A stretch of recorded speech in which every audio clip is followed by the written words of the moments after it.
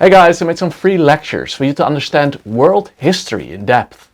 The Maya studied the orbits of the planets with an error of only seconds. The Greeks and the Indians went hardcore on atheism and the atomic theory. The Greeks built the first machines, including pumps and alarm clocks. Pharaoh Akhenaten became the first monotheist, even outlawing the plural the gods. The zero was invented in India and given the name Sunya, which they also used for an empty mind.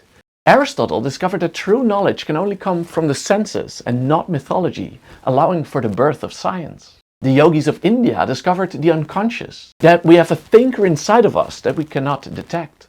The story of Noah's Ark and creation are told twice in the Bible with many contradictions. And Yahweh even had a wife, Asherah.